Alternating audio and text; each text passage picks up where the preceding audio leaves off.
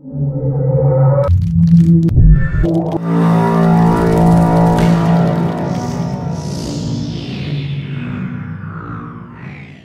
everybody, what's going on? And welcome to GNR Central. And to celebrate Axel, Duff, and let's just say Del James's birthday this week, we're actually teaming up with the rockerregs.com and we're giving you guys 15% off your order.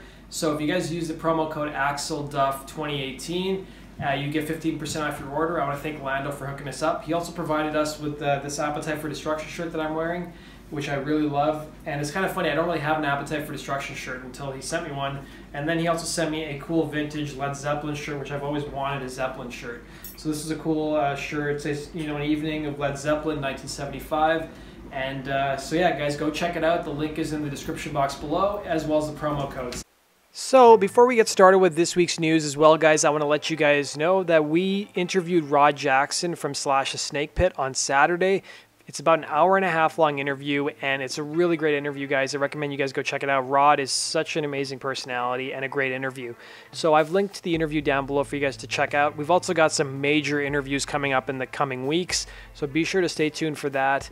And then I also want to let you guys know, in case you missed it, we also interviewed Nigel Dick, who directed Guns N' Roses' first 5 music videos. So Sweet Child of Mine, Paradise City, Welcome to the Jungle, It's So Easy, which was never officially released, and Patience he directed. And he worked with a bunch of other bands, including Alice in Chains, Britney Spears, Backstreet Boys, Nickelback. So I've also linked to that interview down below. But without further ado, guys, let's get started with this week's news. So all of these articles that I'm talking about and news stories, I've linked to down below if you guys want to read the entire news story. So the big rumor this week is that Axl Rose is apparently going to be recording, or is in the process of recording, with AC/DC and will be touring with them. So this comes via 2 sources. So Tracii Guns of LA Guns recently gave an interview to a podcast where he talked about Axl and AC/DC. He said, knowing the guitarist leader mentality, I think Angus Young is going to take it as far as he physically can. I can't imagine he wouldn't. He said he's got Axl Rose, and I know Axl is really into the idea of making new music with AC/DC. Touring with an established band is one thing, but creating music with a band and leaving a legacy, I think Axl would be really excited to do that, and I'm sure Angus would be. And he said it may be a nice way to cap AC/DC. We've also got an interview with an author who actually wrote a bunch of books about AC/DC, who talked about the band's future. So Murray Engelhardt recently posted on Facebook his thoughts on Axl Rose and AC/DC. He wrote, speculate all you want, but I've said it before and I'll say it again. AC/DC will continue with Axl on vocals, new album, touring, the whole 9 yards. What was a massive gamble by Angus has turned out to be an equally enormous triumph that has set the scene for the future. So apparently Engelhardt is one of Australia's most respected music writers with a career that spans more than a quarter of a century, and he's authored numerous AC/DC books, including The Ultimate Story of the World's Greatest Rock and Roll Band in 2006 and Blood, Sweat and Beers, Oz Rock from the Aztecs to Rose Tattoo in 2010.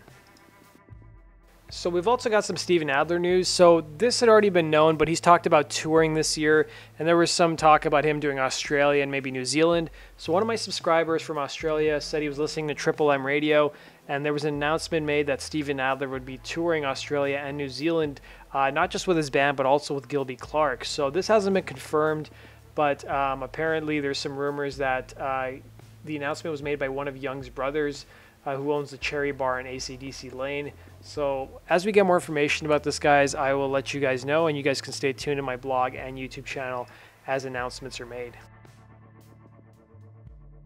So there was also an interview with author Ian Reid, who talked about adapting his book, I'm Thinking of Ending Things, to Netflix, and it was revealed that Charlie Kaufman, who's an award-winning screenwriter, would actually be adapting Queen's book. But he also talked a bit about meeting Guns N' Roses guitarist Slash when he was actually shopping his book around.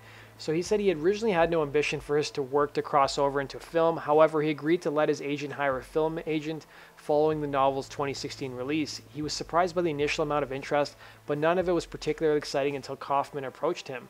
So although he said that there was one notable exception that excited Reid prior to Kaufman's arrival on the scene. So Slash of Guns N' Roses wanted to break into the film business and was looking at Reid's book. So the guitarist invited Reid to his Toronto show, and Reid met him at his hotel. He said, "We talked for a while, and he was a really interesting guy, really thoughtful, loves books," Reid said.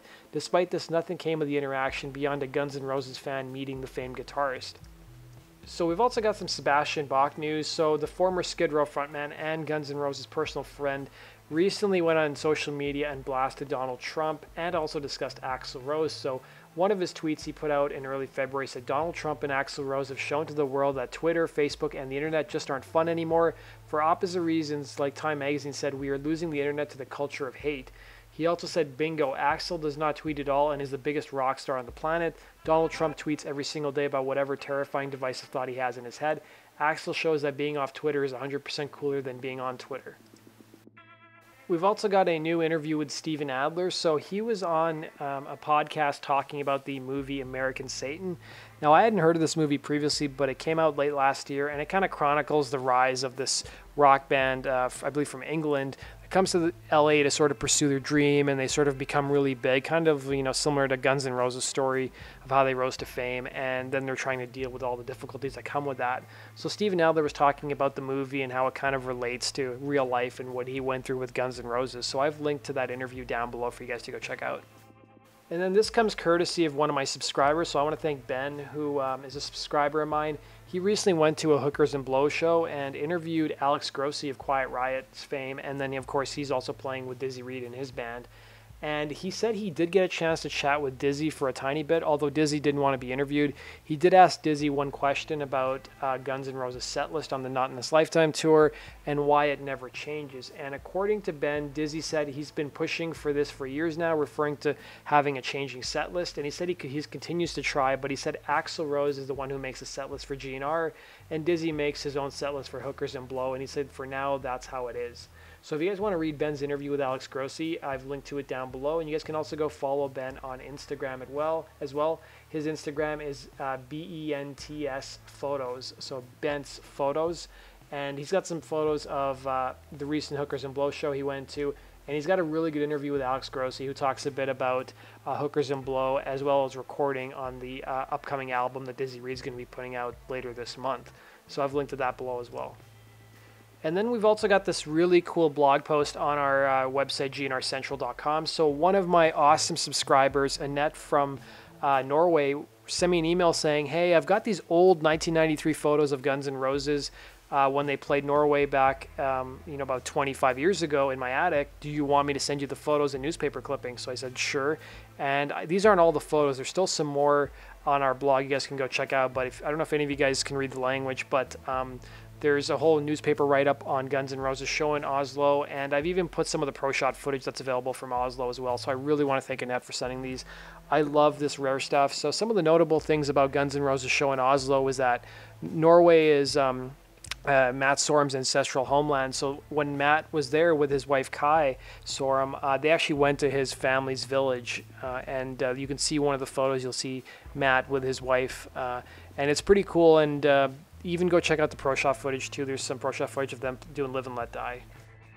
So one of the videos I posted earlier this week that maybe you guys missed was that Papa Roach was being interviewed on Australian radio, and they talked about opening for Guns N' Roses back in 2006. I believe they opened in North America for Guns N' Roses. Maybe they did some Australian shows with GNR as well, and they talked about how much they hated it because Axl was always late, and that would end up changing Papa Roach's set time. And a lot of the times they'd be asked to go on later than they planned or play longer than they were contractually obligated to do so. So I've linked to the video down below if you guys want to hear the 2-minute snippet they talk about touring with Guns N' Roses.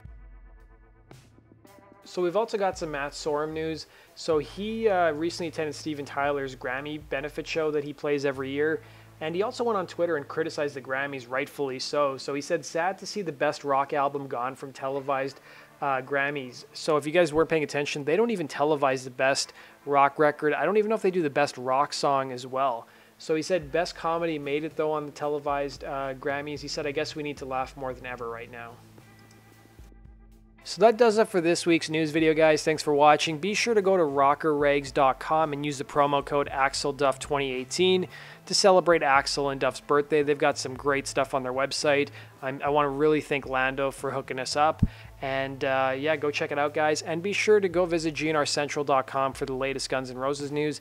And be sure to follow us on Facebook and Twitter. On Facebook, we announce when the podcasts are going to be. And we have a special guest coming up this Saturday. You guys don't want to miss it. If you thought Rod Jackson was great, wait till you guys see who we have this coming week.